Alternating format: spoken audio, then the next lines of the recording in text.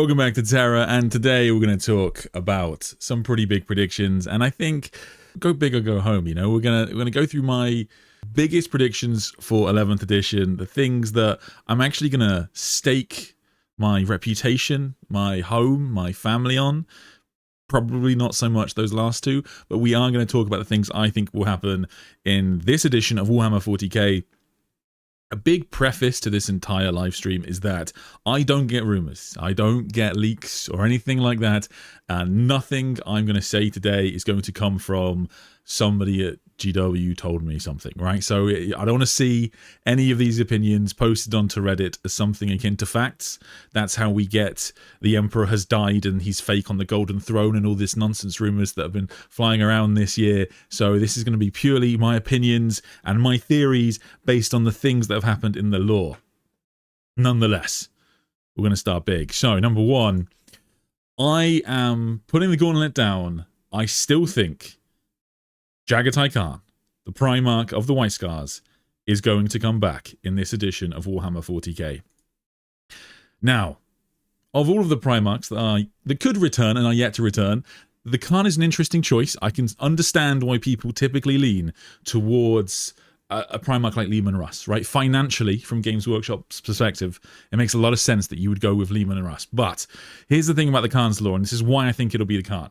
The Khan's lore, in reference to his disappearance, in reference to where the White Scars lore is currently, I think is in the best possible place for the Khan returning, compared to every other Loyalist Primarch. So if we talk about Leman Russ, for example, you know, if I go serious cam for a second, yes, it is true that Games Workshop sell a lot of Space Wolves models compared to White Scars and 40k, and if they released a Primarch of the Space Wolves, they would make a lot more money.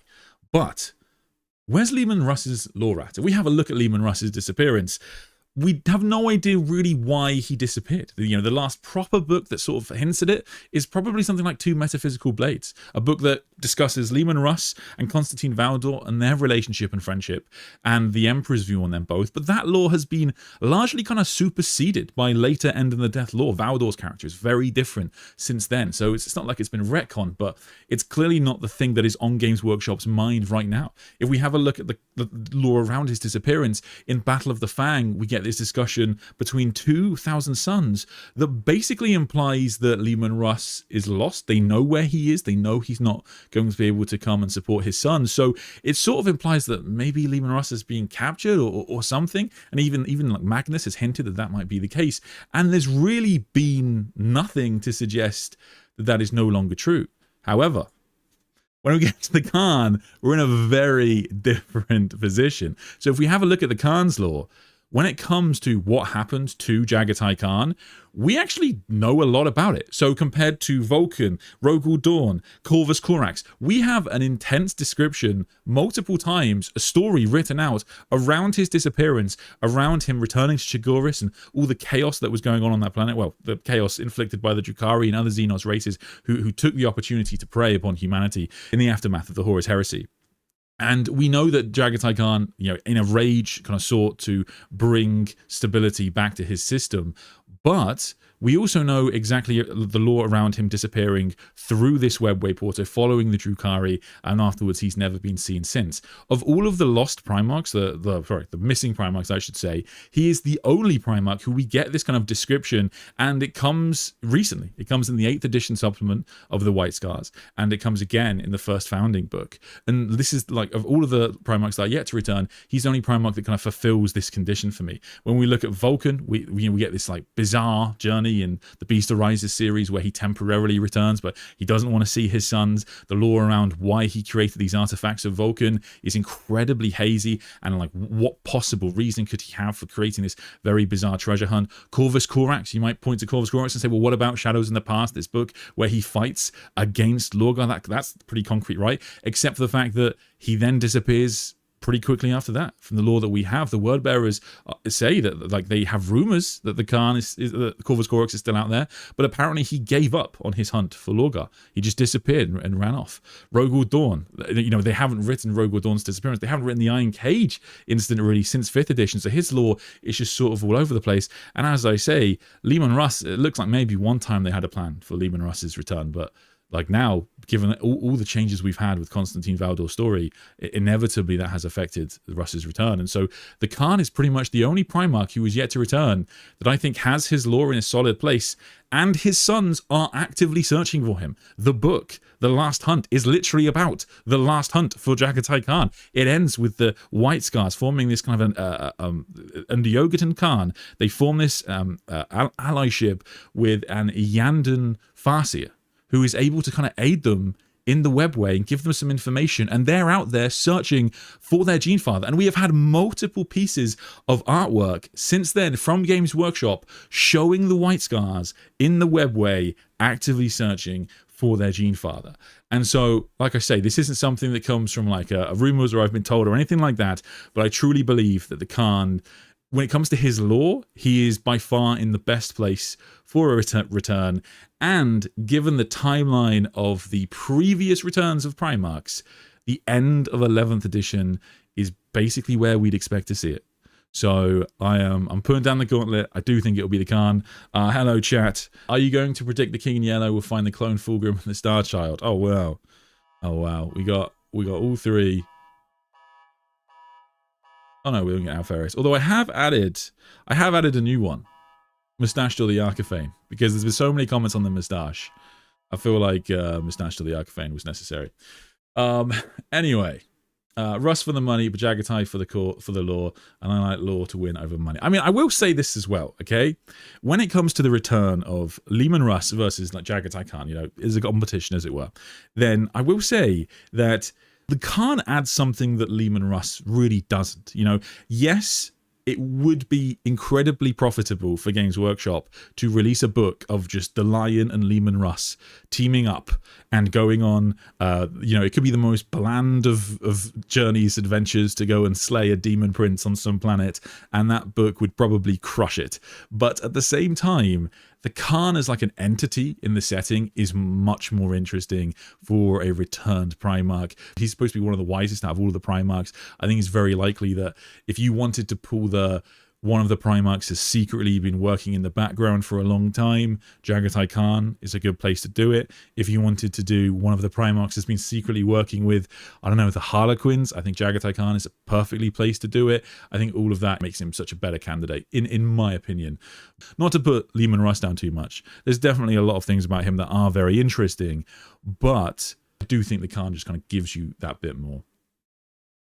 Number 2, we need to talk about the Dark Angels, because the Lion has still not met up with Rabute Gilliman, but I do have some pretty like interesting predictions, I think, for the faction to come up in 11th edition. So when it comes to the Dark Angels and Lionel Johnson and the fact that we haven't seen him very much at all since he returned properly to the setting, I think one of the main reasons, or the main reason for that, is because a lot more is going to happen in the Dawn of War game than people think for kind of, you know, big Warhammer 40k lore. Games Workshop, if you don't play Warhammer games, you might not be aware of this. Games Workshop have made like a big change in how they approach their lore. Everything they're going to produce, all of their games, from everything from Space Marine 2 down to Warhammer Tacticus, everything is going to be canon. And the one thing Space Marine 2 has taught everybody is that lore is so much more important than like anything else.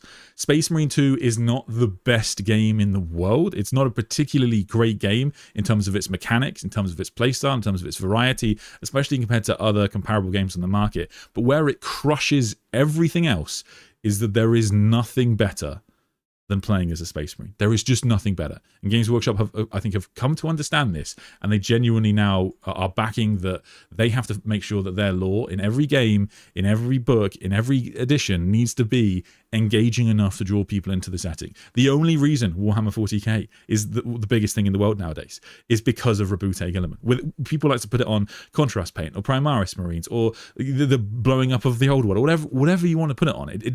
Nothing drew people back to the setting like the return of Rabute Gilliman. And so I think that Games Workshop are very aware of that, and they have already announced that we are getting this big timeline for Dawn of War, which is going to have a huge stretched out piece of lore. Now I think the Dark Angels are only going to be in like the first part of that, but I do think it will be relatively important for their storyline. But I guess the big prediction is I don't think we're going to see the Lions meet up with Gilliman until the end of the edition, because I think you have to make sure that storyline has gotten resolved first, because it has to be like a canon event that has now been properly explored and expanded upon in the setting. And once the Dawn of War lore has kind of wrapped up, then we will move on to the Lions meetup with Rabute Gilliman. But I don't think you're going to see that for a little while, and I think that makes sense because you also have to wrap up the Pariah Nexus campaign 2.0. So if you haven't read the Dawn of Fire series, in the Dawn of Fire series, we basically saw the first crusade Rabute Gilliman had against the Silent King and the Pariah Nexus. It went terribly, but he did survive, and the Imperium does press on. And we now know that in modern, like the current 40k timeline, like the most up-to-date lore we have, Rabute Gilliman is now returned to Imperium Nihilus with more forces, with Belisarius Cawl in the Mechanicus doing all this kind of crazy stuff, and he intends to challenge the Silent King, and that has to be resolved first. So I think that you're going to have the first part of this edition, you've got the Lion doing Dawn of War stuff, you could have Gilliman and the Pariah Nexus, and in the second half of 11th edition, that is when you'll get the meet up between the two Primarchs. But I do think it will happen in this edition. I think that Games Workshop are very aware of that. I think that the success of Space Marine 2 and the shouting from the community to have Gilliman and the Lion meet up in the setting basically forced Games Workshop to release the 500 Worlds lore. I don't think they intended to at all. It's just Space Marine 2 was just the biggest thing Warhammer have ever done. It's not a mistake necessarily, but it's a bit out of sequence because we have to resolve Dawn of War 4 first. So before we return to 500 Worlds, we have to resolve Dawn of War 4, but I still think it's going to happen. The Pariah Nexus campaign itself, I think, will resolve to getting to a point, like some people in chat are saying, where you'll get this idea of eventually it will hit a stalemate, right? As many 40k campaigns have to, right? They have to get to a stalemate. They have to get to the point the Games Workshop can, mark their map and show where it is. But any further than that, you're probably not going to get the Pariah Nexus destroyed or completely removed from the map for a long time. But that's fine, because the Necrons, the Silent King, they have to have their base of operations. And that's just sort of where they'll stay for the next few editions until an inevitable follow-up campaign comes. But in the meantime, I think we're going to see a new massive campaign in Warhammer 40k along the Great Rift. And this is my third prediction for 11th edition. So when it comes to the Great Rift and Belisarius Cawl, we had a massive development in the lore in 10th edition, especially in the book Archmagos. If you're not familiar, basically what happened was Belisarius Cawl, throughout the Dawn of Fire series, into his Gathering Storm series, into Genefather, into Archmagos, has had this big task from Gilliman, where he has been trying to reverse engineer, essentially, the Necron technology that the Necrons created that would cut off the warp from reality, technology that they used to employ within the War in Heaven, and that is connected to what we see in the pylons on Cadia and on worlds across the Imperium. Belisarius Cawl has basically reverse engineered this tech, and he has actually utilized it to tremendous effect to actually close an ancient warp rift. And we see this in the book Archmagos. And that is phenomenal news for the Imperium of Man. Nothing has been as big as that for a technological development for the setting. I mean, I think probably ever. It basically means we can not only close the Great Rift, but in theory, if Belisarius Cawl got enough Blackstone, the core ingredient for this technology, he could maybe close the Eye of Terror. He could severely reduce the influence and impact of the Chaos Gods upon our reality. So it's an unbelievable discovery, right? However, there's a big twist at the end of the book, and the twist is this. Vashtor the Archaphane, sort of watching all of this go on, and he's like, ah, just as planned. A problem. But Vashtor the Archaphane has basically been helping Belisarius Cawl develop this technology and utilize this technology from the background, apparently, all along. Why has he done this? Now, predicting this one is a big prediction, but it's actually relatively straightforward, because the thing about Blackstone, the thing that we always know about it, even if you played Space Marine 2, is that, when you turn those obelisks, you can turn them one way or the other, and you have those missions where if you turn them the other way, it reduces the size of the changer of ways if you do that. And the reason that's so important is because that is a very big thing in Warhammer 40k, where you can charge Blackstone one of two ways. If you charge it positively or negatively, it decides whether or not you will cut off the warp or reduce the warp's influence on this reality, or whether you will extend or empower its influence upon our reality. So Blackstone is important, but in the same way that Blackstone could be the salvation of the Imperium, it could also be the Imperium's doom. So what I think is going to happen is Games Workshop, just as we see with the Armageddon campaign, and Games Workshop allowing you to submit results to decide what happens in the Armageddon the key battles. For 11th edition, I think you're going to see campaigns and narratively driven events where you get people to decide which planets fall to the Imperium and which ones to Chaos. And as this happens, you can literally decide, therefore, where the Great Rift is going to be cut off, and then where it's going to be expanded upon. Because if what happens is Abaddon the Despoiler and Vashtor the Archifane, they get their hands on all of these worlds where Belisarius Cawl has built these pylons, and they charge the Blackstone the other way, the Great Rift won't close, it will expand. It can expand towards Terra, it could consume entire systems. So this is, I think, going to be a big thing that happens in 11th edition, where this is going to be like a huge deciding factor, where this is the battle over the galaxy. Battles on these planets along the Great Rift, they are going to decide what happens in the future. In Modern 40k, you have a three-way battle over Blackstone. The Silent King wants to create basically like pariah nexuses everywhere. He wants to create as many of them as possible. The pariah nexus is an area of space where if you travel to it, there's this huge Necron network utilizing Blackstone that basically cuts off that area of space from the warp. And it's so powerful and so strong, it actually cuts off people's connections to their own souls. And that means that they literally like lose themselves and they lose their psychic powers, and faith still works for some bizarre reason, but it massively diminishes the power of the Imperium, right? And so that's what he wants to do, and that would basically ensure a Necron victory. So that if he does that, pretty much everyone dies. Abaddon the Despoiler wants to go the other way, where he wants to do the complete opposite, where he expands the Great, or Vashtor does, where they expand the influence of the warp over the Milky Way galaxy. That would basically mean that demons can manifest on planets across the Imperium pretty much at will. We'll see Perturaba, we'll see all the demon Primarchs manifesting just continuously across the Imperium, and at that point the Imperium would stand no chance. Rabute, Gilliman, and Belisarius Cawl, they're kind of in the middle, so they want to utilize some Blackstone technology. So they obviously don't want to sever humanity's connections to their own souls, but they do want to utilize Blackstone technology enough that they could close the Great Rift.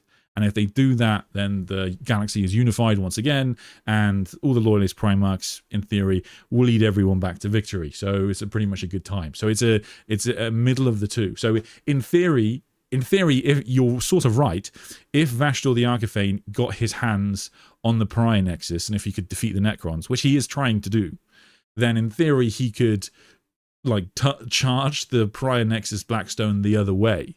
And if he charges it positively, then the Pariah Nexus would just become like probably like a warp rift or something. We don't even know. It would drive the warp like strongly into the setting, which would just be incredibly powerful.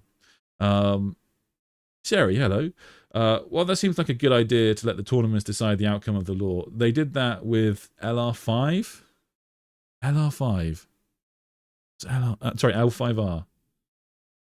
Legions. Sorry, someone mentioned in the chat. And CCG. Oh, God, what's CCG?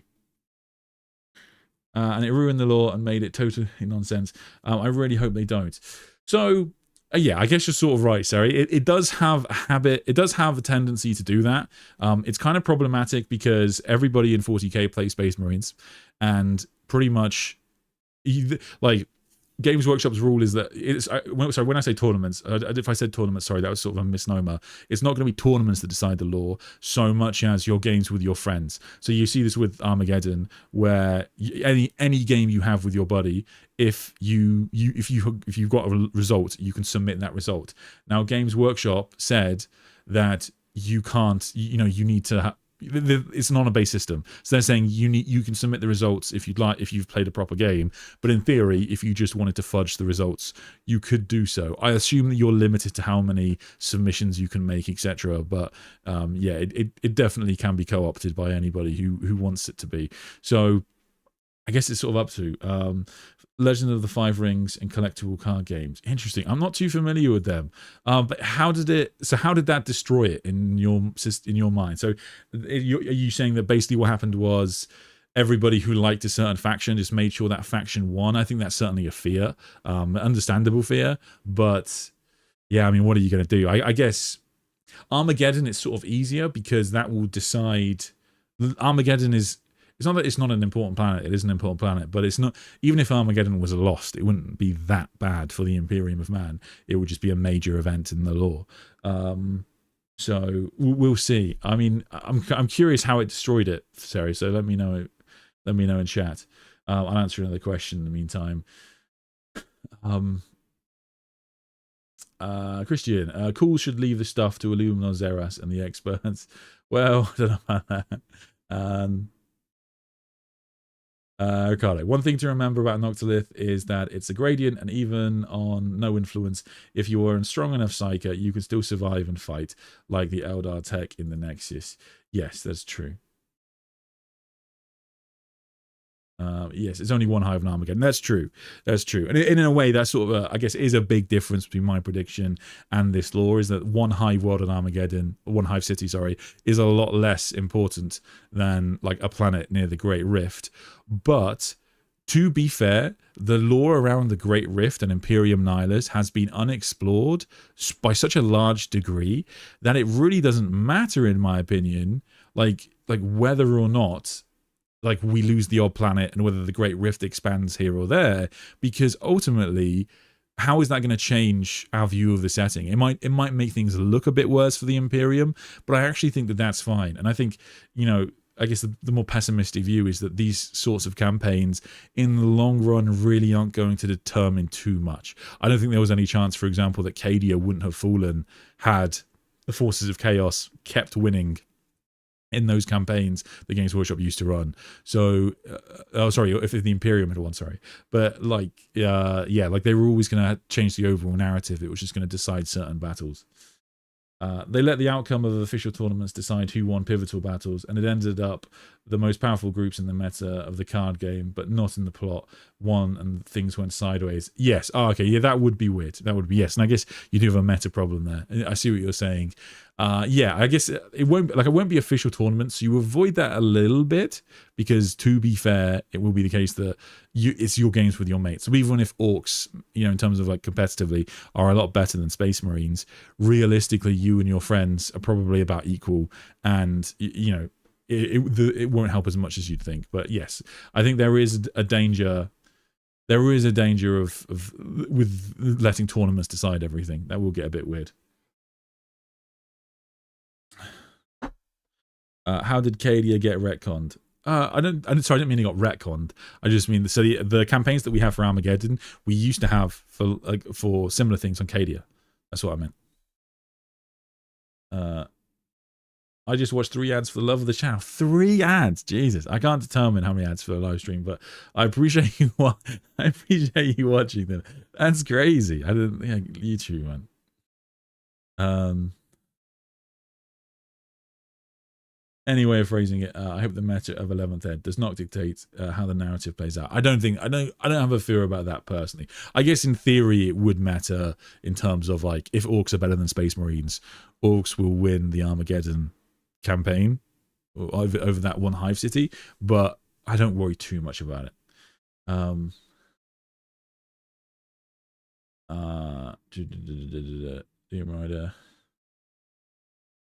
Okay, anyway, right, let's move on.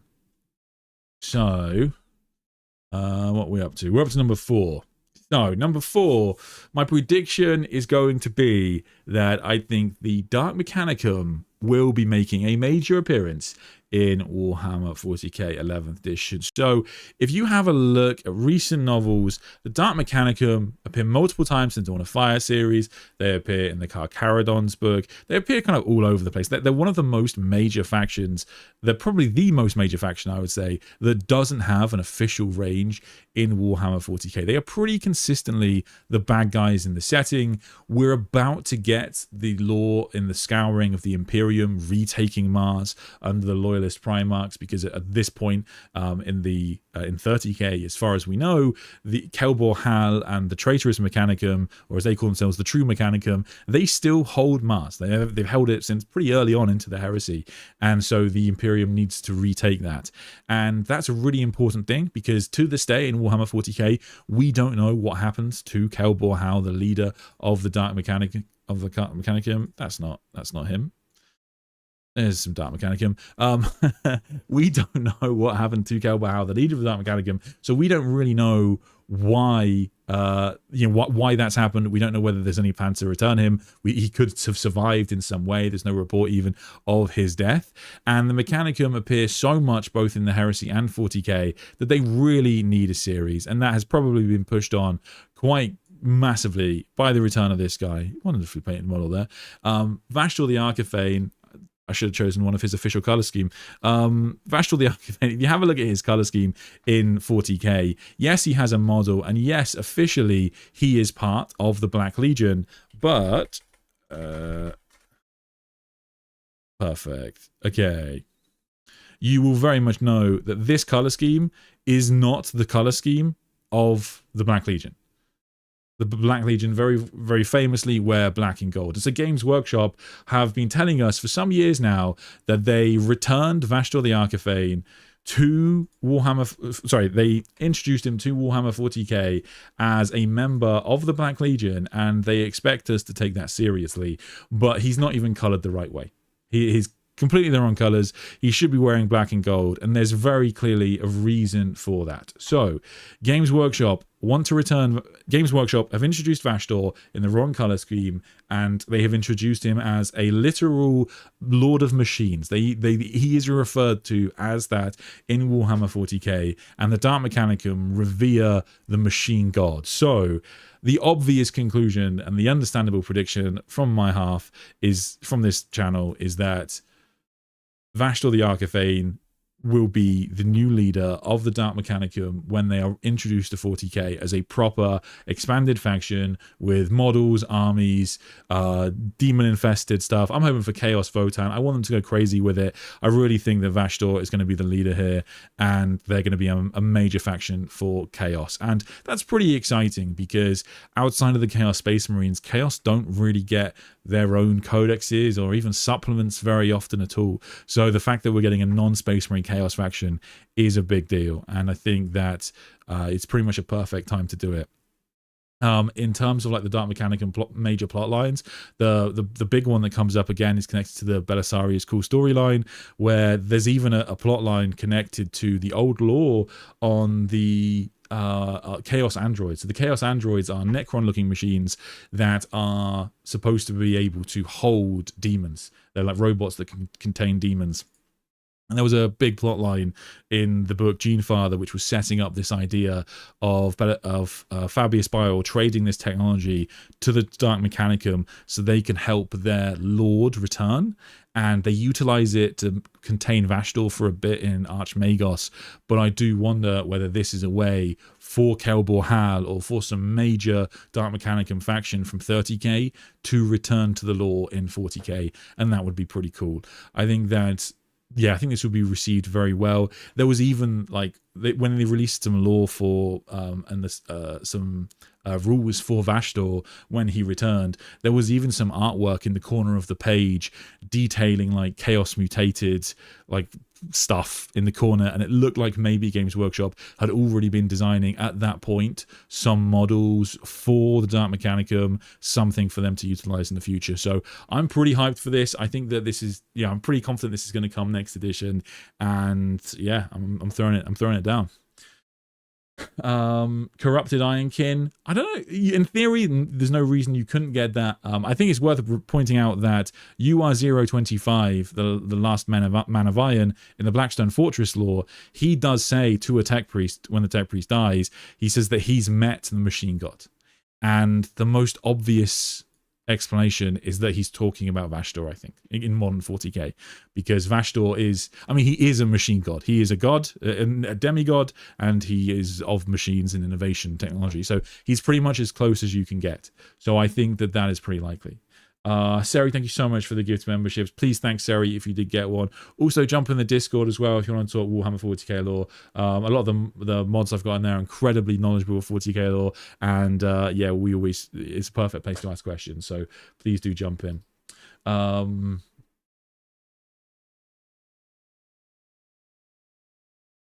were we? They should be one of the most powerful in Chaos and are very absent. It's time. It is definitely time. I don't know if I'll make a prediction for... Well, actually, you know what? You know what I will do? It is, you know, whilst we're on the topic, I do want to talk about Exodites just a little bit for the Eldar, because I don't necessarily... I'm less confident that we're going to get to see Exodites in 11th edition, but I do think there's a decent chance, and the reason for this is actually more connected to Warhammer Total War 40k. Allow me to explain. Serious Cam. So if you played Warhammer Total War, you'll know that the lore of Warhammer Total War was massive for fantasy fans, because especially when it came to factions like Kislev, like Cathay, they were existing factions and existing like characters, most of them in the setting beforehand, but so much of that lore was unexplored. And given that Warhammer Total War forced Games Workshop to write expansive lore for all of the factions that you could play as, they got so much new lore, and Games Workshop had to expand upon their histories, upon how they played, their lore, their models, and so they got so much for that. And this is the thing about Warhammer 40k Total War. Yes, to start with, it is just going to be probably a very small subsect of like Imperium Sanctus, right? And, you know, a chunk of it based around Armageddon.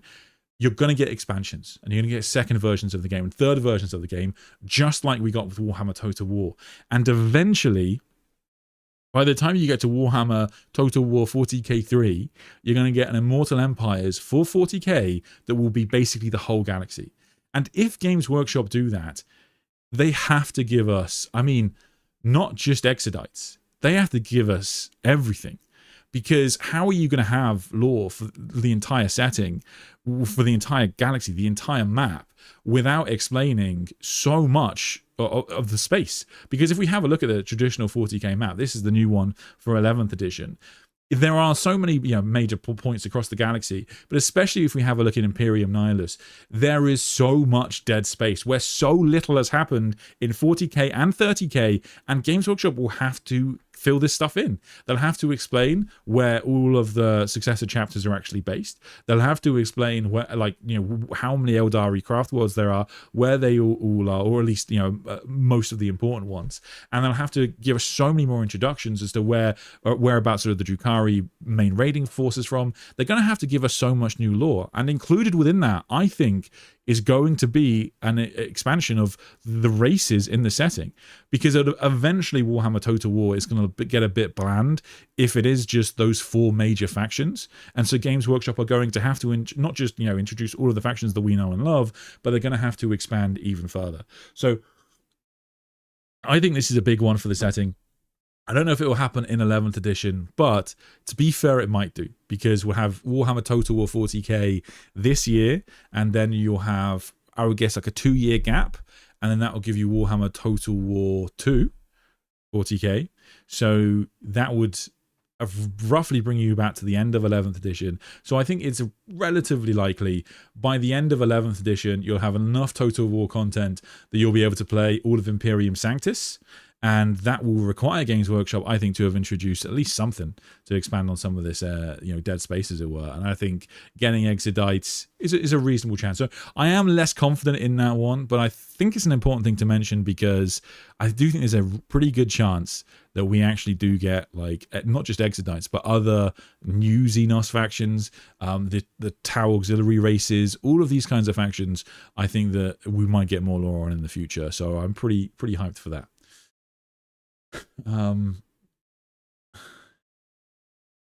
Vashtor looks like he has Xana colors.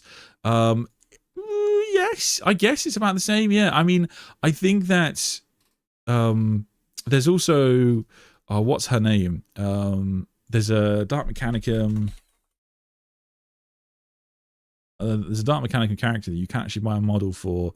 Anacris. Yes, he sort of looks like that same color scheme as well. So I think it's pretty likely. Typically in 40k they wear black, but I think it's not too much of a reach to have different Mechanicum factions. Anyway, the downside of the Total War prediction is that it does tell us, or does suggest, that Games Workshop and whoever makes Total War, the first game will probably feel, I think, a little bit empty. I don't think it will feel particularly full as a game. It's just my prediction. But over time, just like we saw with Warhammer Total War, it will be incredible. And I think Warhammer Total War will probably change I think it will end up changing everything, because we'll have a full map of the Milky Way galaxy, which will be just so cool. Anyway.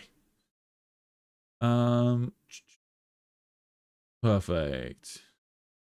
Do you think you could retrofit Dark Mechanicum Demon Engine technology to the Emperor and get Big E up walking about again? I don't think you could really do that without losing Terra, but in theory, maybe you could do something like that. Anyway, let's do number 5. So, number 5, my prediction for 11th edition. I am expecting a pretty big team up between the Leagues of Votann and the Imperium of Mankind. So this has been pretty much set up from the beginning of the Leagues of Votann being introduced, because when they were introduced with this idea of, yes, the Leagues of Votann have kind of been fine and doing their own thing for thousands of years, but the Great Rift has now sprung up, and they are based in the center of the galaxy, and in the center of the galaxy, the Grey Rift is a big problem. So they have had to push out from there, and they are, even going towards the 500 worlds of Ultramar. They're sort of all over the place, hunting those mother loads, hunting those kind of major resources that they need to expand further. And I think from their point of view, the only way that works is if they are at least on relatively good terms with the Imperium of Man. And from the Imperium of Man's point of view, they're better allies than a lot of their other options. They are technically classed as Xenos, but realistically, I mean, they're pretty human looking dudes. I mean, they're just rather short. I mean, the Imperium has plenty of abhumans within its ranks, so I can't imagine they don't have too much of a problem. Arguably, the Iron Kin could cause an issue, but the kin so far seem pretty good at keeping all of that stuff hidden. I mean, this guy on his own, I mean, if you've got major Tyranid killers, that's always going to be incredibly useful. So I think that you will see increasing team-ups. I think you'll see some pretty big team-ups between the Imperium and the Leagues of Votann.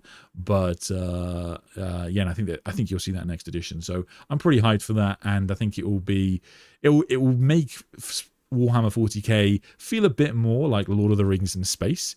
And I think that, it's not typically how people describe Warhammer 40k, but that is definitely an aspect of it. And so I think people will like that. It could go too far, but I think generally speaking, people enjoy hating on elves, and they like humans and dwarves. So it's what it is. Anyway.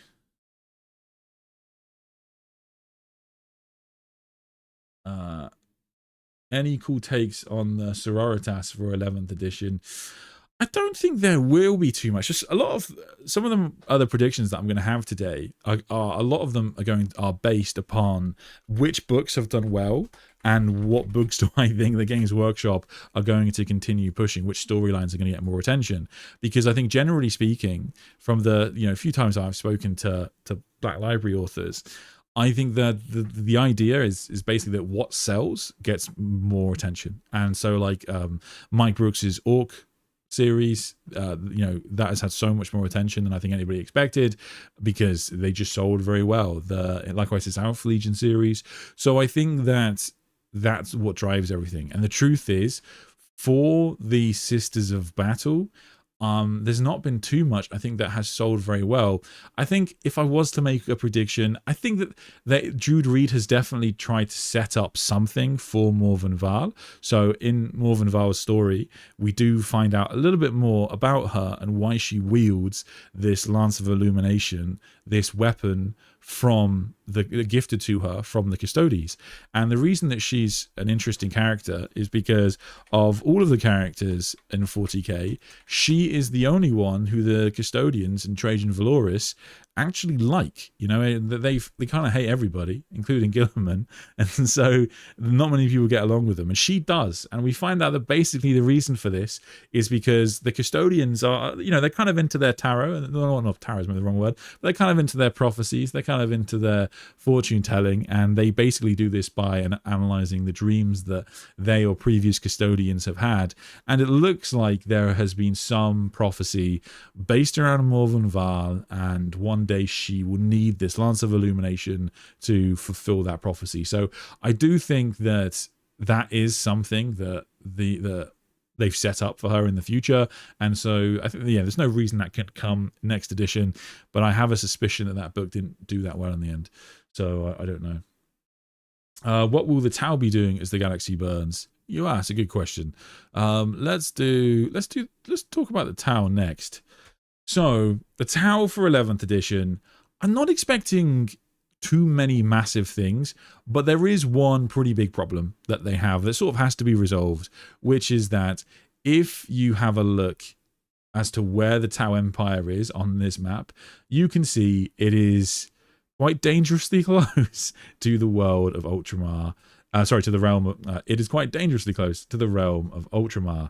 So the Tau Empire have been encroaching upon Gilliman's realm, and that is a really bad idea. It was not very smart of them to push that closely, and Gilliman will return with a show of force at some point in the future, or a Titus force will do it. The Ultramarines have had their campaign in the Damocles Crusade against the Tau before. I think that's likely to kick off at some point. As for internally, the major Tau law that we have. Ooh. Perfect. Okay, so I think that there are two major characters that I think within the Tau books that will be getting some attention in the near future. The first one doesn't have any lore, but I just googled it and this guy came up. Handsome, angry-looking chap. This guy is basically the chief racist within the Tau Empire. So he is Commander Surestrike. He's a student of Commander Shadowsun, and he is the leader of the Fourth Sphere expansion.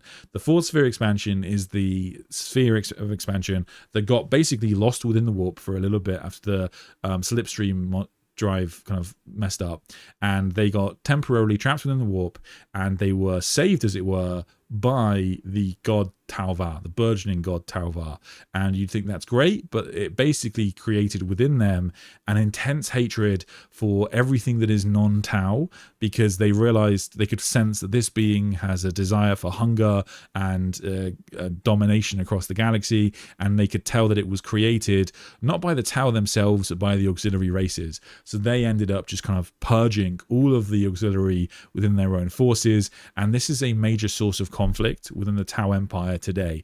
The Ethereal Caste have tried to get them to bring it down, and Shadowsun has tried to kind of bring him back under her heel, but he remains kind of defiant, and he's a big problem for her. So I think that if you do get a Tau civil war, I don't think it would be between Farsight and Shadowsun. I think it would be between this guy and Shadowsun. I think it will be this guy here, Commander Surestrike, and he's, a lot of you will just be Tau Commander 467, but he's a pretty big deal in the books.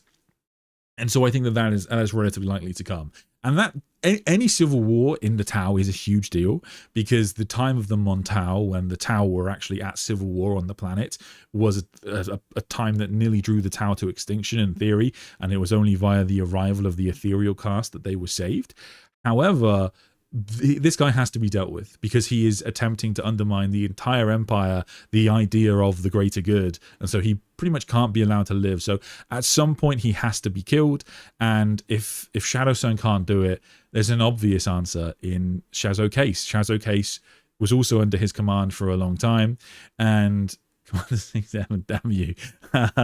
Shazo Case, also a student of Puretide, perhaps the most powerful warrior, well, actually pretty confidently the most powerful warrior within the Tau Empire, and he his lore is left very much up in the air as to whether he even kind of likes the Tau Empire, but I think certainly he could be the one to go and kill Sure Strike, because I don't think you'd have a huge problem with it. So this is actually, I guess more of my prediction for 11th edition is that you will see Tau in a conflict, but it will be between Sure Strike and Shadowsun's forces. And I think this is inevitable at some point, and 11th edition, why not? So yeah, that's what I think will happen. The other thing that does have to be resolved is who's going to lead the Tau Empire. And there's a pretty obvious answer for that one. So Orn Shi, the ethereal Orn Shi, pretty universally respected, mandatory pick in Tacticus, as you can see.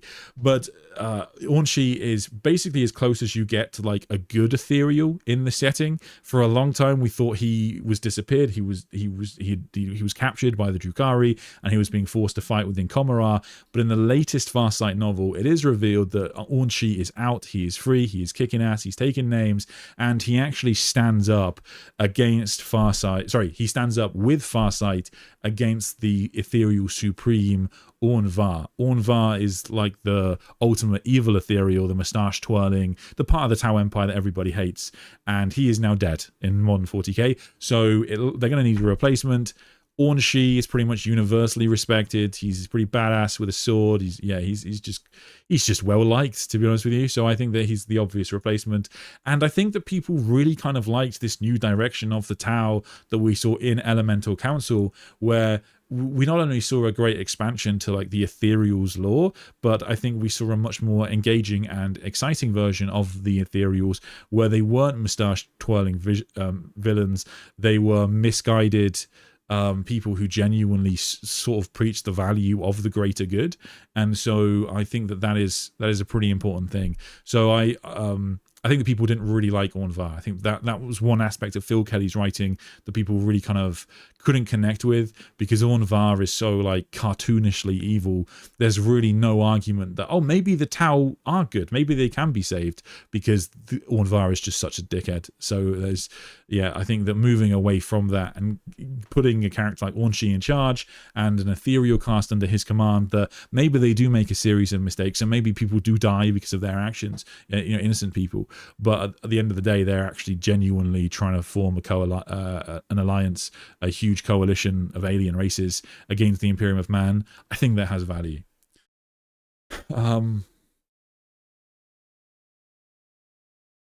Anyway, I predict that Kul's knowledge of Noctilith will be pivotal for the new war on Armageddon. Strategic pylons could suppress the Orcs' latent psychic power so that Orc guns and contraptions won't work. I guess in theory, you are right. That is how that could very well happen.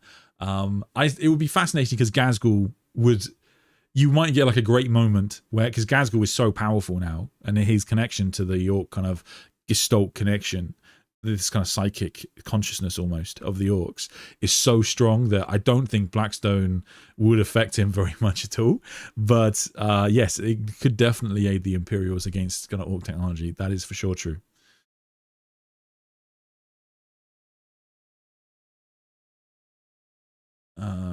I love the Ethereals in Elemental Council. Much more grounded characterization. Yes, I think that's totally fair. I think that I would recommend people. I mean, I don't mind the Farsight series, but Orn Var is a bit of a downer as characters go.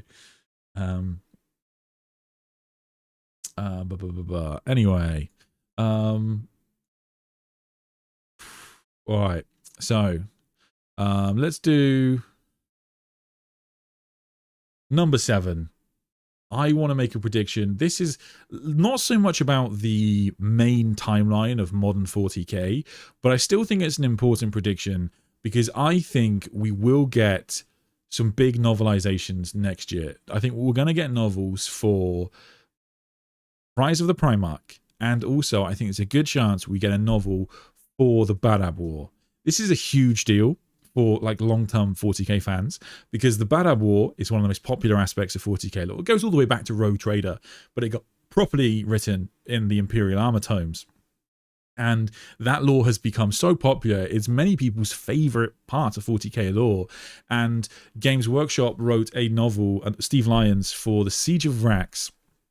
They wrote a lot of the narrative, a lot of the novel, the kind of POV aspects for the Siege of Vrax in his novel, Siege of Vrax, and that did very well. It might even have been the most popular novel that year, or if it wasn't, it lost to like the last books of the Horus Heresy or something like that, if I remember correctly. So like that book did incredibly well. I think it's almost a certainty, in my opinion, that we will get an equivalent for the Badab War in the future, because that is also an Imperial Armor tome novel. And the other thing is, I think we will get a novel for Rise of the Primarch, because I actually messaged Robert Rath about this. He didn't tell me anything, but he did like my comment. So I hope taking that as close as I get to rumors on this channel. But I did ask, like, is there any chance he could write a novelization for Rise of the Primarch? Because his novelization for Fall of Cadia was so good, in my opinion, did such a good job for Creed, for Abaddon, for, you know, both factions, you know, major factions. I think that it was just such a good book. I think that book was very popular. I think there's a good chance we get that novel as well. And that is a big deal. I know it sounds like you're just kind of retreading old lore, but in Fall of Cadia, you know, we got to see Abaddon's daughter. We got to see these kind of secret Cadian regiments being summoned, all this kind of crazy stuff that you all know and love. So, I mean, in a way, it's a retreading of old lore, but he was very clear to expand upon the lore that was there. It wasn't just a novelization of the same events, to the degree that I would say that if you've just read the Imperial Armor tomes but you haven't read the Siege of Vrax novel, you're missing out on a lot of key lore, a lot of the lore around the Krieg in particular, and where they decide to stand and where they decide to run is a huge, the book completely changes how you view it. So it's, I think that yeah, like this book will be massive for the setting, and just kind of expanding upon here, like in the campaign book, for example, Rise of the Primarch, Cypher and the Harlequins working together is like a nothing mention. It's very quick. It's just like, oh yeah, they're working together. That's a thing now. Carry on. We want to see that. We want to see Guilliman asking Cypher, what's up with you working with these Harlequins? Why is this happening? You know, how did these random Red Corsairs, not even in Huron Blackheart, capture the Primarch of the Ultramarines with, like, you know, a chain with Kairos Fate Weaver? Like, how does that even happen? So we want to see all of this, and so I think that I'm pretty hyped for that book. If it does, yeah, should it come.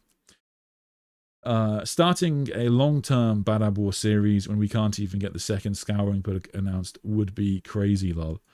No, not even slightly, dude. So, like, I mean, they've got so many on the go. There's like 18 books a year. So, like, the idea that you're like, oh, well, we haven't had the Scouring book yet, we can't do anything new till then, that's just not how that works. So I think that you'll have, like, the Scouring books they've definitely planned them. That, you know, there might be various problems in terms of writers not having time yet, so it's not impossible. There are delays, but that doesn't prevent everything else from being written. You know, we haven't had the third Black Legion book.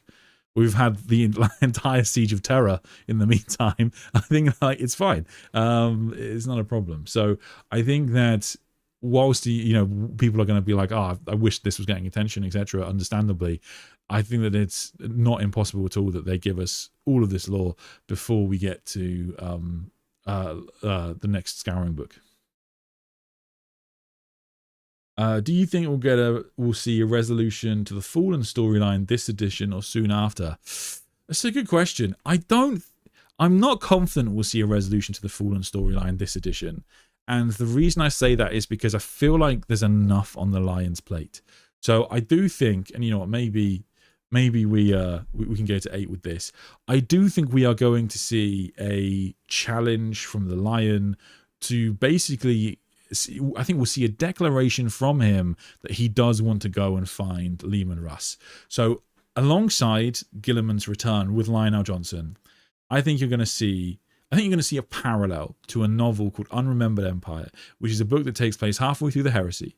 And in that book, you have the Lion coming to Macragge, and, you know, semi-welcome at the time, and it's a catastrophe, right? Because Conrad Kurz is secretly loose on the Dark Angels Imperial flagship and the Invincible Reason, and the Dark Angels are all showing off, and they're doing their tricks, and they're coming out in perfect uniform, you know, marching abreast, and they've got all these planes doing all their tricks, and they're showing off. And then it turns out that Conrad Kurz is actually loose on their flagship, and he fires all the drop pods full of Dark Angels at the planet, and Gilliman has to contemplate shooting them out of the sky. Like, have the Dark Angels just attacked the Ultramarines?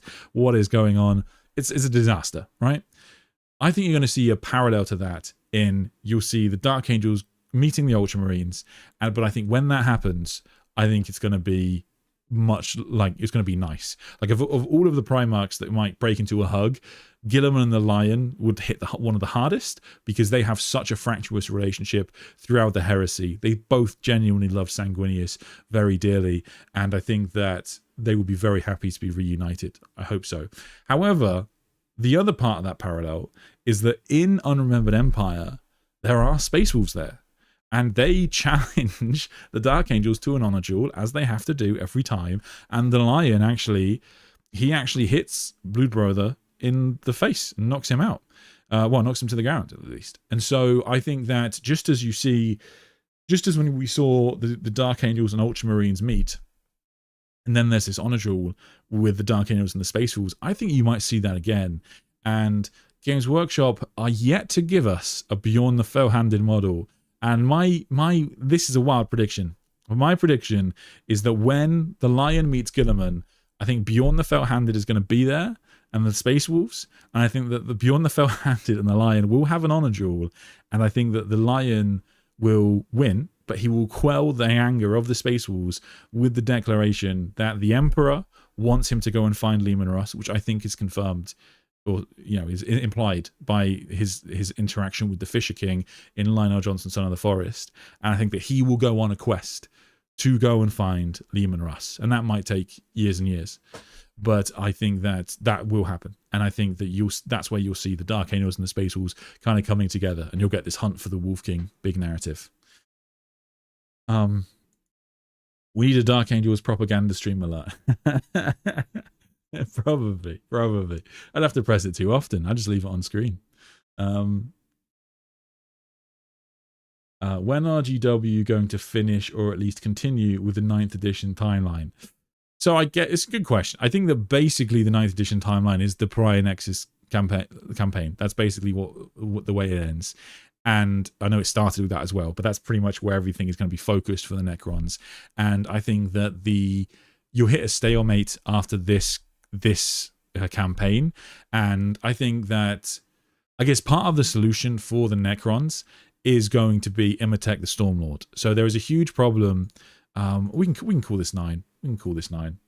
So there is a huge problem for the Silent King in Imhotep the Stormlord. So if you are a long-time Warhammer 40K fan, you didn't see the Silent King for most of the Necrons' history. However, you did see this guy. You did see Imhotep the Stormlord. He was the Necrons for a lot of Warhammer 40K's narrative. He was the most powerful of the overlords. He sought to reclaim as much of the old Necron Empire as possible, and he was a huge problem for the Imperium of Man, incredibly powerful. So when the Silent King has returned, you know, this isn't a classic case of, oh, our lost king has returned to us, everything's going to be good and happy now.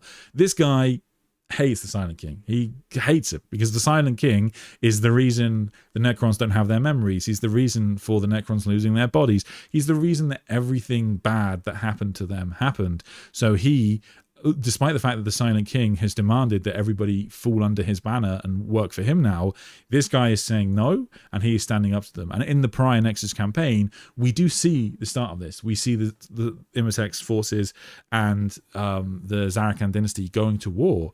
So I think that I think that this is going to be pushed even further, and I think that it's going to be a huge problem for the Silent King going forward, because he's no longer he's very clearly got fractured control over his race, and the Imperium, in theory, could use this to their advantage.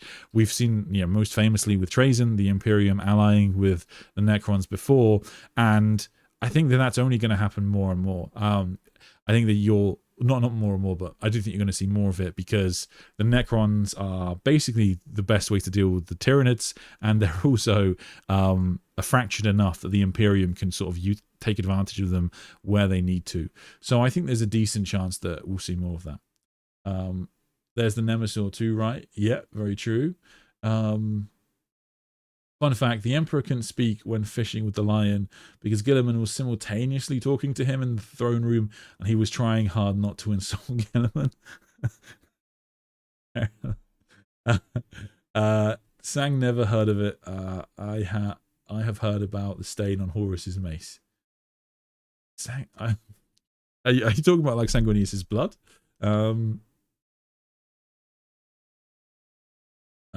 Do you have any predictions on how 11th edition 500 Worlds and any other new things will tie in with the awaited Henry Cavill live action show? Will we see something soon? Oh, so I guess, yeah, you know what? I guess it is a relevant prediction. So what are we on? 10? We're on number 10. I guess 10th prediction. Then this is something that I've said for a little while now. I don't think the Henry Cavill TV show is going to be set in modern 40k. Now, this is the only time I said at the start of the stream, I don't get rumors or anything. This is the only time I've ever been told anything. And if you've watched this channel for a long time, you'll know that I don't get rumors or anything. This actually came from just like a random friend of mine. Well, he's actually a Warhammer friend, but a random Warhammer friend of mine who I just play with in London. He told me this, okay? So we're in a group chat, and he messaged me, and he said, "Hey, Ed, I don't know if this is of interest to you, but I have a friend who works for Amazon, and they have told me that the Amazon TV show is being set not too long after the Horus Heresy." And I was like, "Oh, interesting." And I didn't make a video on it or anything because, I mean, that isn't anything. but I later saw, like, on Reddit, and I saw Valrak and other people also talking about this rumor. And I understand there are rumors every week about the Henry Cavill TV show and what's happening, blah blah blah. But it was a little bit timeline wise, it worked. You know, I heard this rumor from my friend, and then a few weeks later or months later, I saw everyone else saying like, "Oh yeah, apparently it's being set in 30k."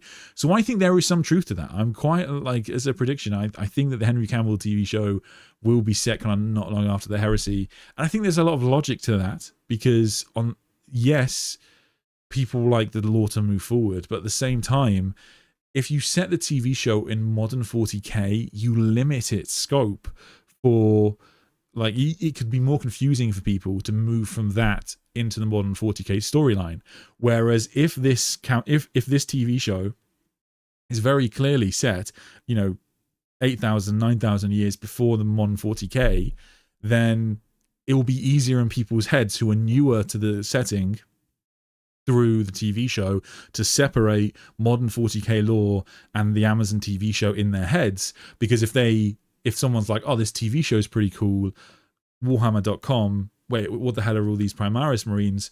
People can go, it's very easy to explain to them, "Oh, that's because the TV show is set about 9,000 years before this timeline." And so I think that's in people, that there's a logic to that, I think. And so I do think that the Amazon TV show probably won't be set in 40. I do think there's a good chance it's set in like 30k or near enough, because yeah, that's just what I heard. Like I say, that is not a prediction, and I should say, like, this is just like a friend of mine who could have been very wrong. I don't know, like, I don't know who the person was that told him, and so it could be way off base, but I think it makes sense, and I think there's a logic to that, so I'm going to go with it. And there's also the issue of, like, will we ever see the TV show? Because I know a lot about Warhammer, but I don't know about making a TV show. And as I understand, it's, you know, probably stuck in like some production hell, or it's, you know, just lawyers at Amazon and Games Workshop arguing with one another or something like that. So if it doesn't happen, it doesn't happen. But I feel like it's been so long now. Sometimes I try not to think about it, because it's like, you know, it's so close yet so far. And I just kind of feel like, I mean, Games Workshop let Warcraft fall through their fingers, so I mean, they're not beyond fucking this up.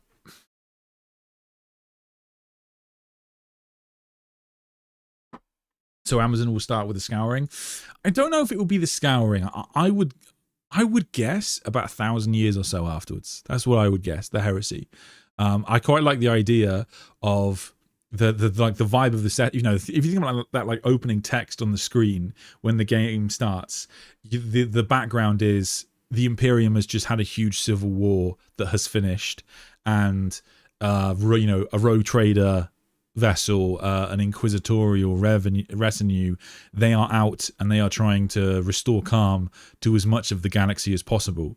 And so you've got that persistent vibe throughout the setting, throughout the show, of we're dealing with the aftermath of a civil war, but at the same time the war itself is not going to be the center stage. Maybe at some point, you know, they meet a Space Marine squad or whatever, but I reckon that's probably what happens. So, yes. I mean, again, caveat, I don't actually know that. That's just theory.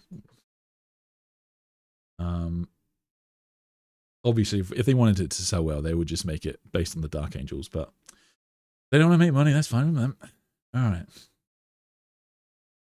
What I do hate about the various editions in newly introduced stuff, just like you mentioned with the Fallen storyline, is that sometimes they may go back 3 or 4 more editions before they come back.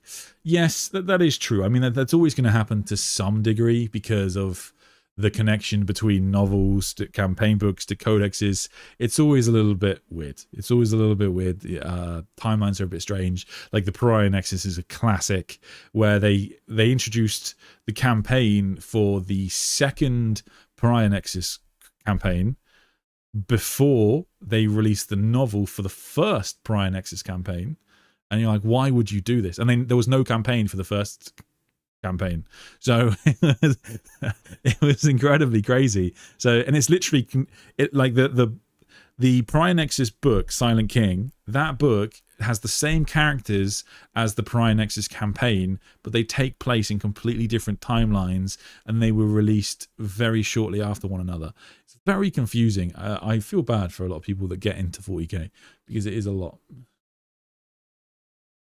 I would love to see a Krork come into the setting to challenge for leadership of the Orcs and give them a major unique character. Oh, you know what? That sets up perfectly point number 11 I think we're on. So, 11, I do think we are going to see Ghazghkull get a proper challenge in the future. And I think this is perhaps how Armageddon ends. I mean, I don't know exactly how they'll do this, but if you have been reading the Orc novels, so you've got the Mike Brooks Orcs novels, but separate to that you have these Ghazghkull novels, and in particular you have these recent ones written by Denny Flowers. So you have one that focuses on the Mad Doc, and you have one that focuses on Ghazghkull, and these are pretty big for introducing basically rivals and challengers for Ghazghkull himself. And in the second book, Ghazghkull quite easily overcomes the challenger and basically forces him into servitude. But in the first book, we find out at the end that the Mad Doc Grotznik has basically managed to reverse engineer Ghazghkull. So Ghazghkull is a fluke within the Orcs. He was just some Orc boy who was killed by a random bolter shell at some point. And Grotznik did his experimentation, and this Orc boy ended up being turned into Ghazghkull, and he's got this metal plate in his head that people think might be key or whatever it is. For whatever reason, he became the biggest boss, and he has become the prophet of Gork and Mork and incredibly strong. However, what Grotznik has come to understand is that Ghazghkull is basically, he calls him the bucket of the Orcs, and he is basically the center of the Orc race. And to the degree that the green, which is what the Orcs call the warp, it's basically like centered on Ghazghkull. And Ghazghkull is so powerful now, and the Orcs are so numerous that he's pretty much, I mean, he's nigh on indestructible. You see this in the most recent novel, where you can drop all kind of weapons on him, and he will come back, and he will come back very angry.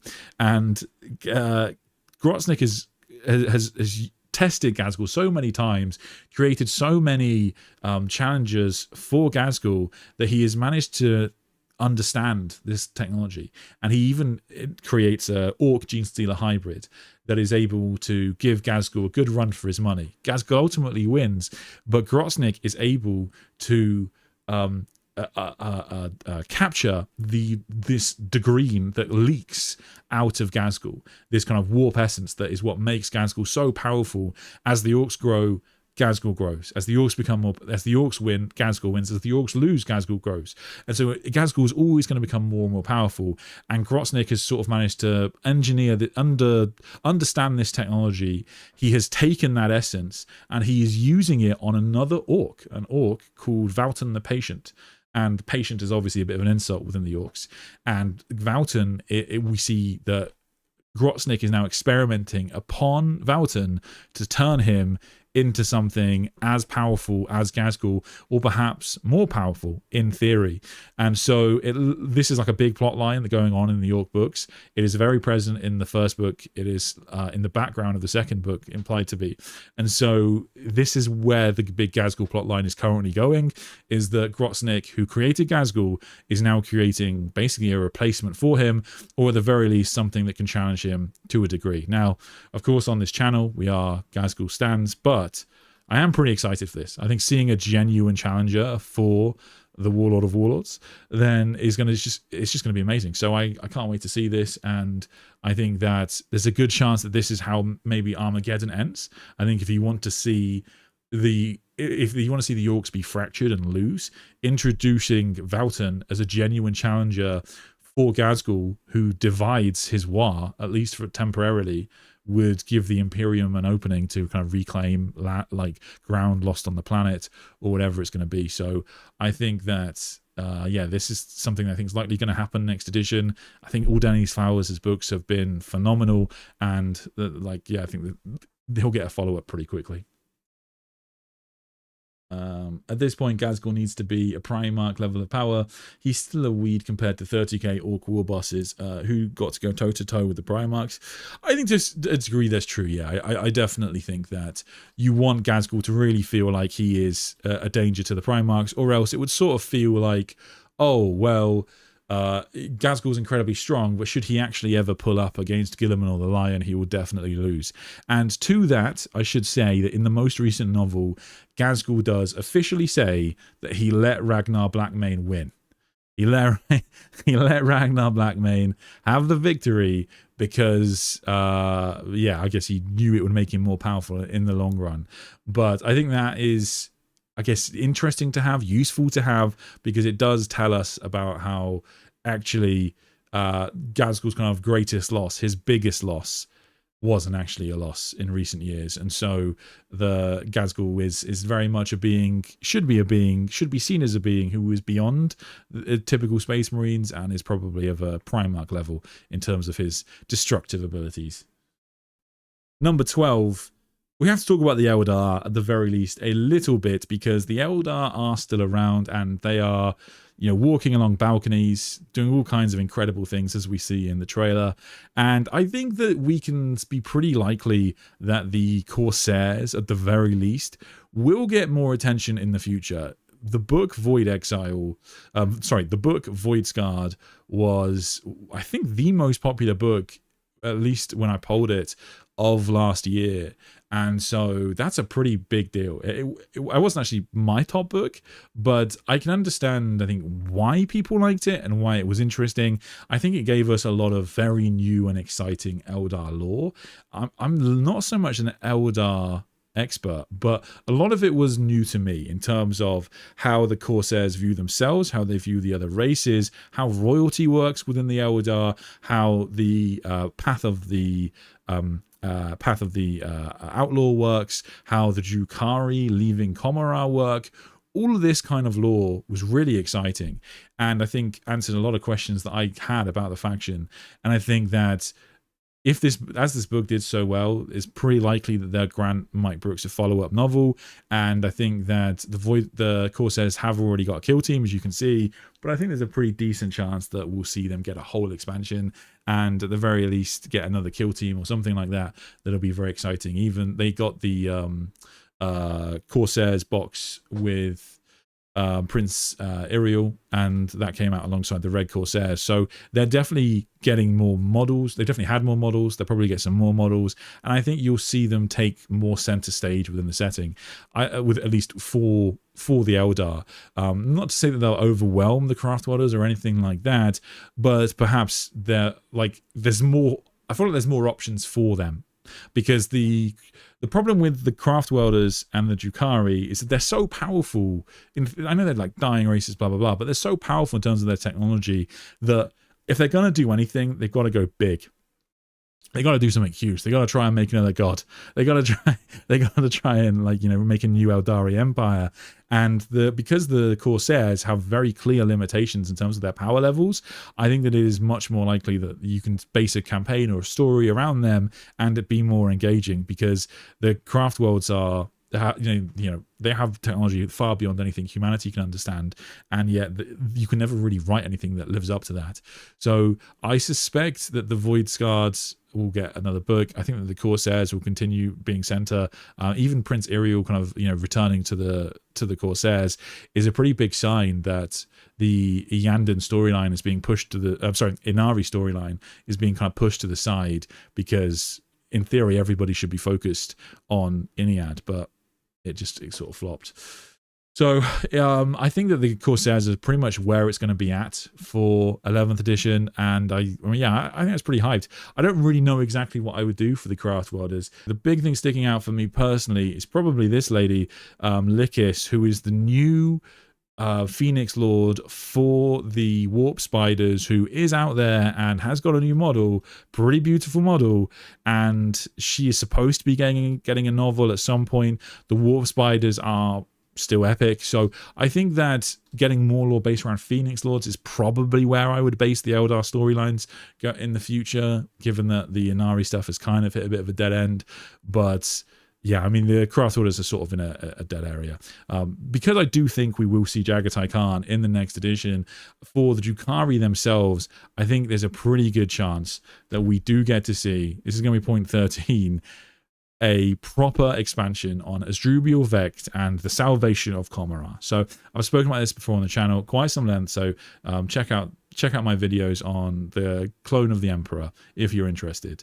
But basically, Comara is in trouble. Comara has got a lot of problems going on. Comara is the major city of the Drukhari, the dark city that dwells within the Webway, and it is normally a pretty decent sanctuary for the Drukhari, because within the Webway they cannot be attacked by the Imperium very easily or the forces of chaos. But since the opening of the Great Rift, it has been even more nightmarish, because the Dark City dwelling within the Webway means that it basically dwells within a dimension within the warp, and the Great Rift has shattered so much of the barrier that separates both the warp from our reality, but also the warp from the Webway, and that has meant that demons have started to pour into Comara in greater and greater numbers. And this plotline is a few years old now, but it's still very prevalent, it's still very out there, that Asdrubial Vecht doesn't have a solution for solving this, for stopping the demons from overwhelming the Dark City, from taking everything the Drukhari have. And so this has to be dealt with at some point. They tried to solve it by creating this kind of clone of the Emperor, but that didn't work. And so now now they're basically just doomed. So they are as close as you get to a dead faction in 40k. And I think that there has to be some sort of big narrative coming at some point. And Asdrubial Vecht himself, the supreme leader, the Dark Master of the Dark City, he is a massive character who has existed within the setting of 40k for years and years, and he's always been a big deal, and there's been a lot of lore about him over the years, but he very rarely takes stage in the novels. Very, very rarely. And he's kind of like the Silent King in that respect. He's a very old character, he's been around for a long time, but we never actually see him very much. And when we have seen him, have we actually seen him, or have we seen a clone or a puppet or something like that, is always the question. So he's always been out there, but he has actually appeared most prominently in the Lelith Hesperax novel, where we get to see a lot about his motivations and how he sees the rest of the Drukhari. Again, with the Void Scarred, we get a good expansion upon how he exerts his control over the Drukhari. what the problems are with being in the Drukhari race. Why is Drubiel Vected as big a problem as he is as a solution? And he's a fascinating character. You know, at the same time, the Harlequins take particular interest in him. They resurrect him when he dies. He's a huge asset to the Eldari race, I guess, from their point of view, but we don't really know too much as to why.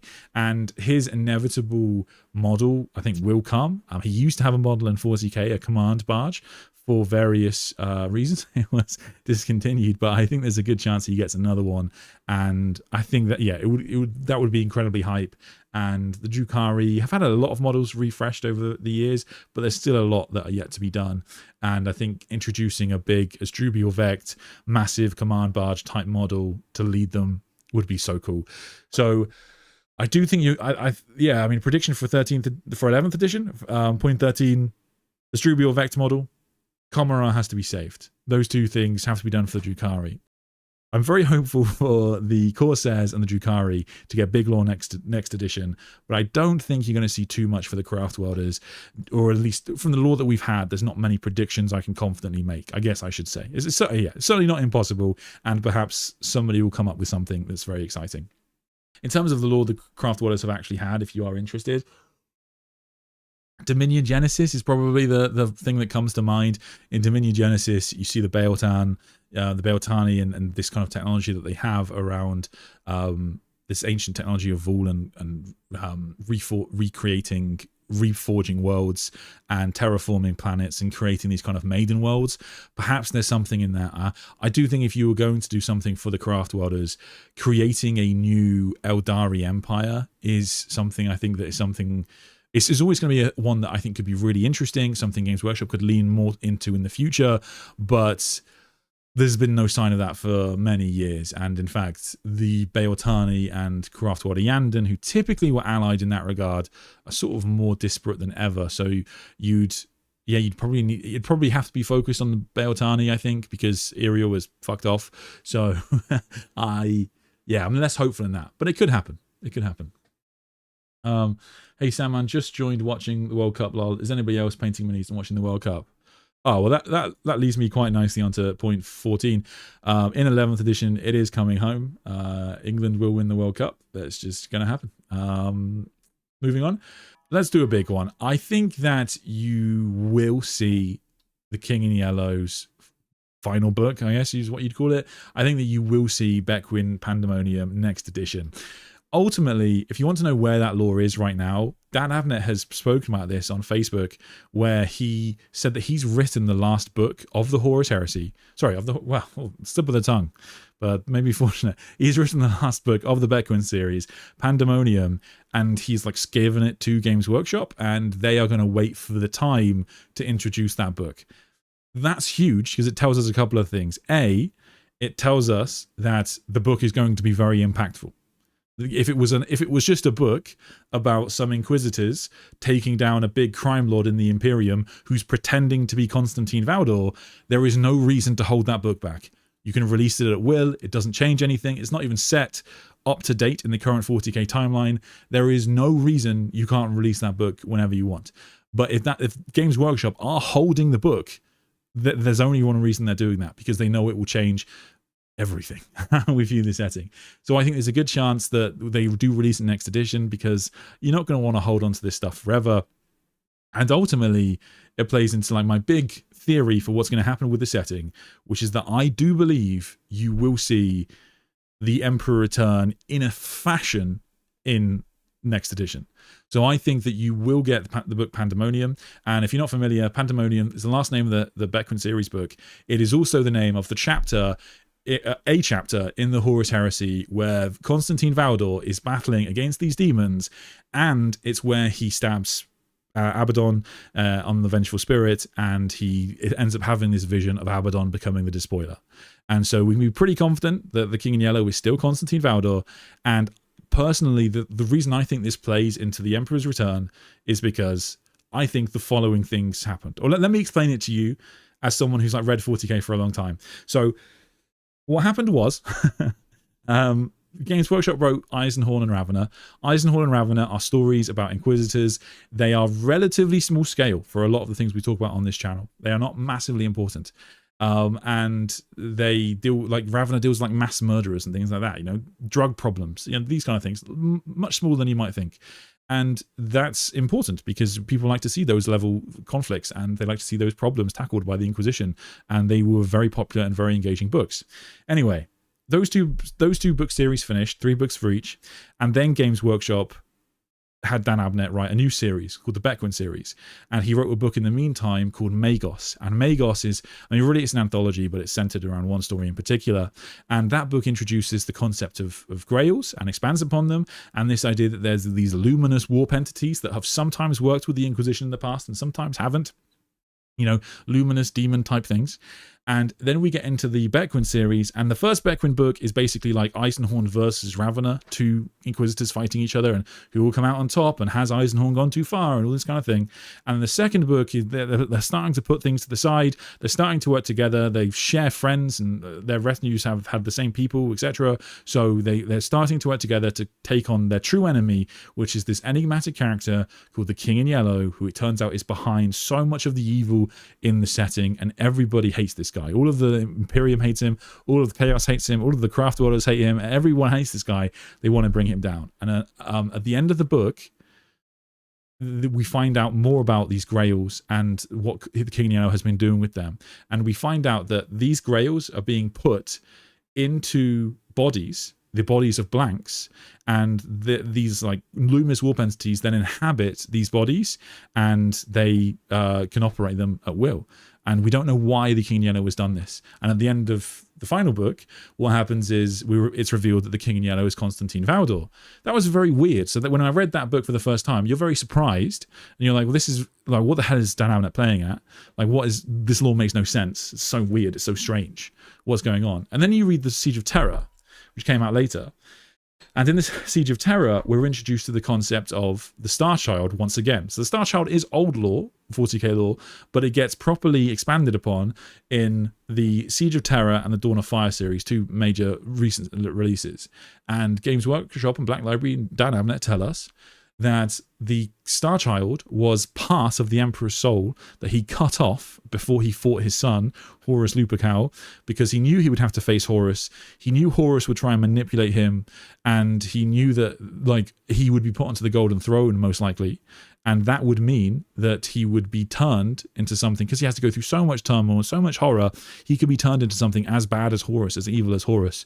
And so he cut off his love, loyalty, and compassion, because those would be a hindrance to him. And that part of the Emperor's soul drifts off into the warp, and it just goes. And Malkador sees it go. No one else sees it go from what we know. And Malkador says it will grow as the Chaos Gods grow. And that is what tells us that the part of the Emperor that makes Legion of the Damned, that makes Imperial Saints, that empowers Sisters of Battle, that's the Star Child. It's not the Emperor on the throne, it's the Star Child part of the Emperor. And it's become the most powerful thing, most likely, in the setting. And so that's just kind of out there. And then in the Dawn of Fire series, which came out around a similar time, there was this big reveal that the forces of chaos are now very concerned because the Star Child is coming, and the Emperor is going to return to the galaxy, and relatively imminently. The word bearers, this isn't like small scale. This is, a lot of people are very concerned about this. And so it turns out the Star Child is coming back. And this is where things get quite interesting, because the Star Child is basically a luminous warp entity. That's what it is.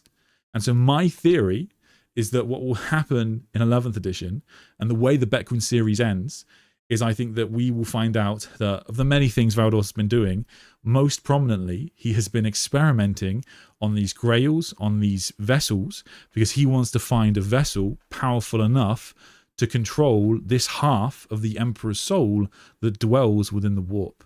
And I think that is how the book will end. And I think most Beta Beckwin is the obvious answer, but you will see a vessel taking in the half of the Emperor's soul that dwells within the warp. And thus, in a way, the Emperor has returned to the galaxy. Bum bum. They've held the book back. They've still got it. It is still out there, but they're waiting to release it. But at a certain point, I don't see why you don't just do it. Because the nice thing about that way of returning the Emperor is the Star Child is going to be character based for a while. So you'll have this character that will have ancient knowledge and this connection to the Emperor, but they probably won't be able to wield all of their power initially. They probably won't be able to rock up and change everything immediately. But over time, they'll grow and grow in power, and we can have a storyline based around that. And so you can still release Primarchs in the meantime, and eventually it will play into the overall narrative. Idea why the Emperor tore out that section. If the love compassion would have gone into the throne, his agony would have killed that. But if it was split, it could not die and still act. So I remember the word hindrance is used in the book. So he says he cuts off those parts of himself because they would be a hindrance to him when he faces Horus. I think he says the Lupercal. But that's what he says. I think the Sensei got replaced by the Perpetuals. As far as their narrative function goes, the Sensei got mostly wiped out anyway, so I think we're done with them. Yeah, I don't think you'll see the Sensei again. I don't think Games Workshop, because of the way they handle the lore. If you're a long-time 40K fan, you know what I mean. They don't really like officially retcon things very often. The most prominent example is probably like the female custodians things. Not to get into that debate, but like the one thing about the debate that was weird, whatever side of the aisle you're on, is the Games Workshop. They will never admit that they've changed lore. They won't admit that. It's like even in their article, they're like answering the elephant in the room. Is this new law? And then they don't say yes or no. They just go, there's always been custodians, but technically it is new law. Wherever you sit on the debate, it's new law. Objectively, it is new law. But they just can't admit that. And that is very frustrating. I can understand very easily why so many people were annoyed by that, because it's just admit when you've retconned something, guys. It's fine. You'll be okay. Even if the Emperor returns, does it really matter how big of a problem all the other factors have become since the Great Crusade? I mean, because look, this is what's interesting, right? Because like the Star Child in the warp is in theory much more of a problem than the Star Child in a person. Like in a way, it might lessen the power of the Emperor in the setting for a while, because the most powerful part of the Emperor is now confined to a person that, and I'm assuming here, but I think I will be right in saying that person won't be able to utilize those abilities at will very easily for a long time. I don't think they'll just be like summoning Ferrus Manus from the warp as they need to. I think that'll be a long time coming. Do you think we'll see much of Perturabo in 11th edition? Oh, I mean, definitely. I mean, that's quite an easy prediction for 11th edition, is that we will see a Perturabo model. Of course, Games Workshop have already teed it up. They literally said when the Infinite Citadel lore came out that they were doing this all. Everything is around summoning Perturabo. This is the whole long-term plan. What they intend to do is expand the Infinite Citadel far enough that they have amassed so much power that they can just summon Perturabo into the Imperium at will, and Perturabo can then help them kick further ass. So yes, you will see an Infinite Citadel storyline in 11th edition almost certainly, and that will result in Perturabo properly manifesting and getting a model and everything we've hoped for. And he does look glorious, doesn't he? He's a handsome chap. So yes, can't wait for that. It's going to be very exciting. We can be pretty confident that's going to happen. I will make a point for Ghost Legion because we're on 1.16. So Ghost Legion, I think, actually might play into a bigger storyline in the future for obvious reasons. It's basically a way for the Alpha Legion to play a genuinely impactful role in the overall setting. They are going to form their own kind of mini empire, and that empire is going to go at odds with the Imperium of Man, and they're going to amass as much strength from them as possible. The really nice thing about this storyline is it doesn't really undermine anything about the Alpha Legion arc overall. Like, you can still have alternate Alpha Legion factions hoping to bring back Omegon or Alfarius, or waking up on Terra, doing all kinds of crazy things, because this story sits on its own, sits away from them, far away. So it's not really a problem whatsoever. But thank you to everybody who joined me for this live stream. Let me know in the comments. Do you think I've missed anything? What do you think is going to happen in 11th edition? What are your big predictions? Anything you vehemently disagree with me about? I'll be interested to see what you guys say. Thank you so much for watching. If you haven't followed me on Twitch, please do so. And I'll be streaming again on Wednesday, and I will see you then. So yeah, take care, everybody. Have a good week. Enjoy the World Cup. Thanks for watching this stream. If you could help me appease YouTube's machine spirit by liking and subscribing, I would greatly appreciate it. If you couldn't make the stream live but want to ask me a question anyway, consider posting it in our community tab and I'll answer it next time. To support the channel, click the join button below, which will give you access to more content, and you can drop into the members Discord where all the coolest Terrans hang out, away from the watchful eyes of the Inquisition. Thanks for joining me, and until next time, I wait for you and I forgive you. Good night.